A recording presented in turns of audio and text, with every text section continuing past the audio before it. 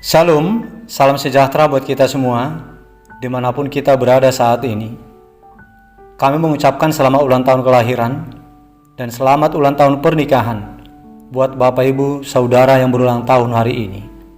Semoga Tuhan memberikan umur yang panjang, memberikan kesehatan dan sukacita buat saudara. Dan buat Bapak Ibu Saudara yang sedang menderita sakit, kami turut mendoakan semoga Tuhan memberikan kesembuhan buat saudara. Demikian juga buat Bapak Ibu Saudara yang mempunyai pergumulan hidup. Kiranya kuasa pertolongan Tuhan memulihkan keadaan kehidupan saudara kembali. Bapak Ibu Saudara yang terkasih, sebelum kita mendengarkan firman Tuhan renungan hari ini, marilah kita terlebih dahulu memuji Tuhan dengan menyanyikan buku ND nomor 687 ayat 1 dan ayat 2.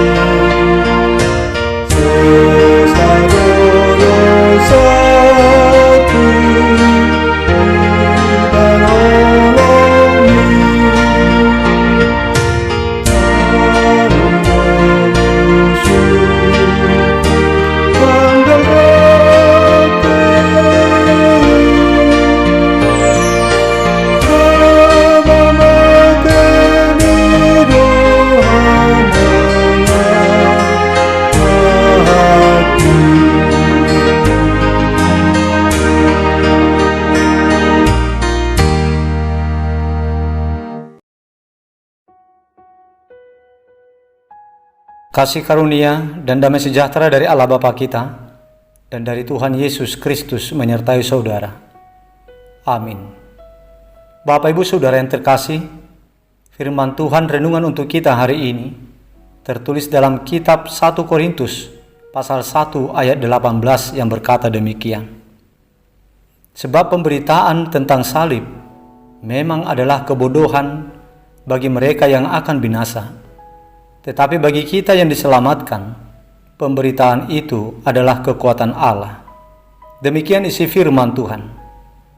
Bapak Ibu Saudara jemaat Tuhan, pada dasarnya, secara logika berpikir manusia yang dipengaruhi oleh tradisi yang berlaku pada zaman dulu, masyarakat banyak pada zaman dulu menganggap bahwa salib itu adalah sebagai aib. Karena pada masa itu salib itu adalah tulah, kutukan, hukuman, atau sanksi berat terhadap pelaku kejahatan tingkat tinggi. Di satu sisi, tua-tua orang Yahudi meyakini bahwa Sang Mesias itu maha kuat, yang tidak terkalahkan oleh siapapun, yang datang dengan tanda-tanda ajaib. Oleh sebab itu mereka menganggap bahwa sungguh tidak masuk akal dan bahkan konyol jika Sang Mesias tampak lemah, menderita sengsara, dan bahkan sampai mati terbunuh di kayu salib. Dan bahkan salib itu mereka anggap sebagai simbol dari seseorang yang dikutuk. Kemudian di sisi lain, orang-orang Yunani diwakili para orator dari dunia atau pembantah dan para filsuf meyakini bahwa kebenaran hanya bisa diterima melalui tradisi retorika dan filsafat Yunani Romawi. Dan ternyata menurut analisa dan standar evaluasi mereka, berita mengenai salib jelas-jelas adalah kebodohan.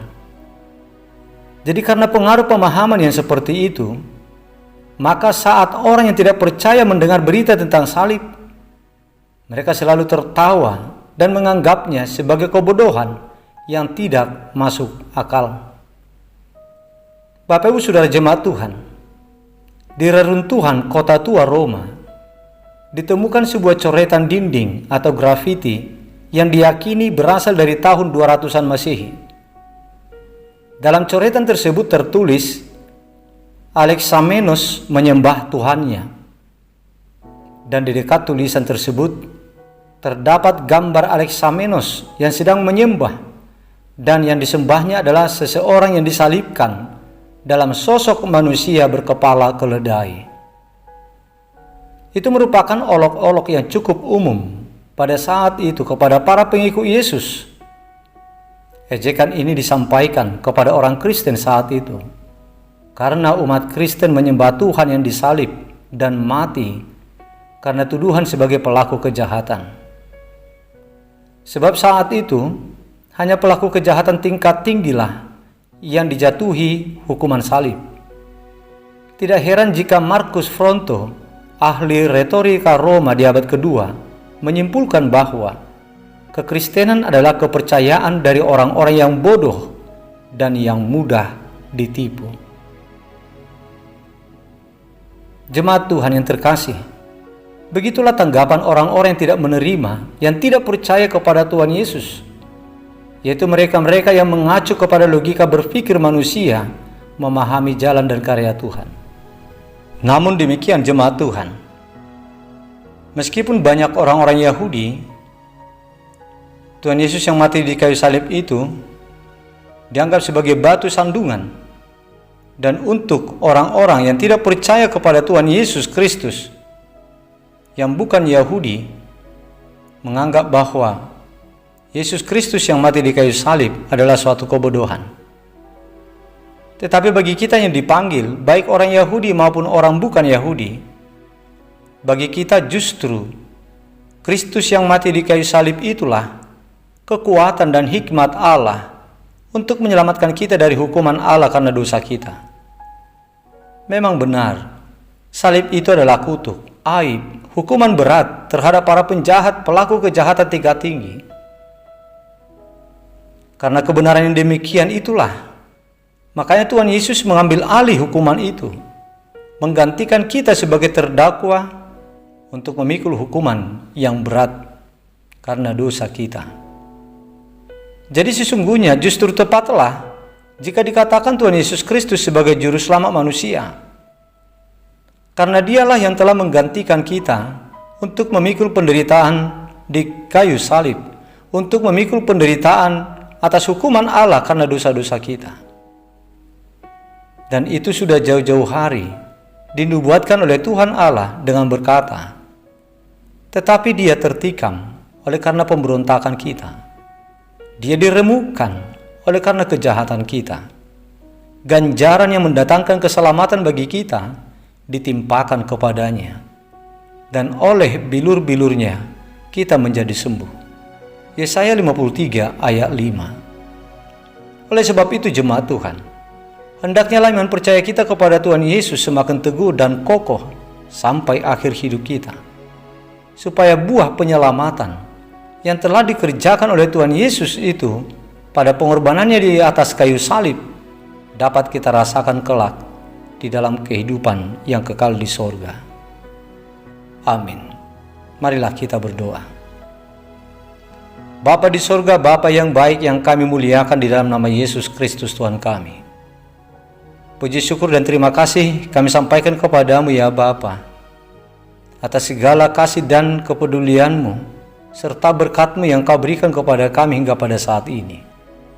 Kami boleh dalam keadaan selamat di hari yang baru ini oleh karena perlindungan Tuhan atas hidup kami. Ya Bapa, terima kasih buat sapaan firman-Mu yang telah mengikat hidup kami dan yang telah menasihatkan kepada kami tentang hidup beriman, tentang hidup berkeyakinan akan jalan keselamatan, yaitu kematian-Mu di atas kayu salib. Ya Tuhan, begitu banyak orang-orang di sekitar kami yang tidak percaya akan kemesiasan-Mu, yang tidak percaya bahwa pengorbanan-Mu di kayu salib itulah satu-satunya jalan keselamatan untuk menebus dosa-dosa manusia.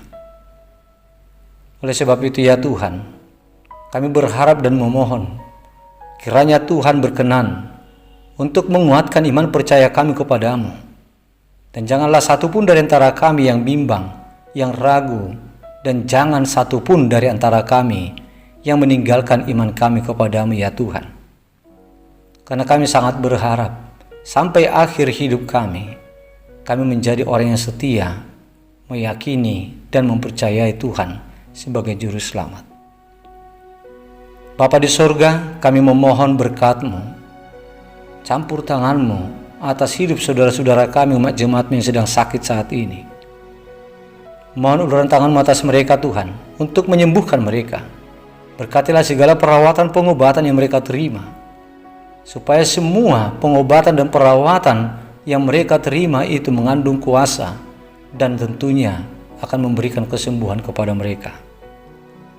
Sebab kuasa-Mu sanggup untuk memulihkan, untuk menyembuhkan mereka dari sakit penyakit yang mereka derita saat ini. Sakit apapun itu Tuhan yang sedang mereka derita, kuasa-Mu sanggup untuk menyembuhkannya. Bapa di surga, kami mengucap syukur atas berkat-Mu, atas hidup saudara-saudara kami yang berulang tahun satu hari ini, yang berulang tahun kelahiran dan yang berulang tahun pernikahan. Kami mohon berkat-Mu Tuhan atas mereka. Kami mohon Engkau berkenan menjadi gembala penuntun hidup mereka di hari tahun yang baru yang Engkau tambahkan untuk mereka.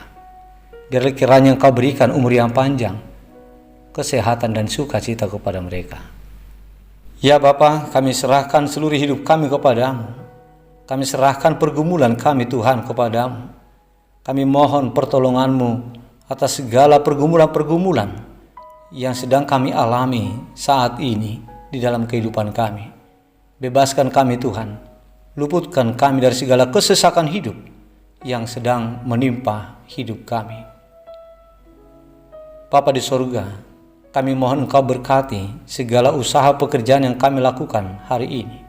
Biarlah kiranya Engkau memberikan hikmat, memberikan kekuatan dan keselamatan kepada kami di dalam semua aktivitas dan segala pekerjaan kami. Lindungi kami Tuhan, lindungilah anak-anak kami, sanak saudara kami, dan keluarga kami. Ampunkan kami Bapa dari segala dosa yang kami lakukan, agar kami layak untuk menerima berkat-Mu. Di dalam nama Yesus Kristus, Juru Selamat kami yang hidup, dengarkanlah doa kami ini. Amin.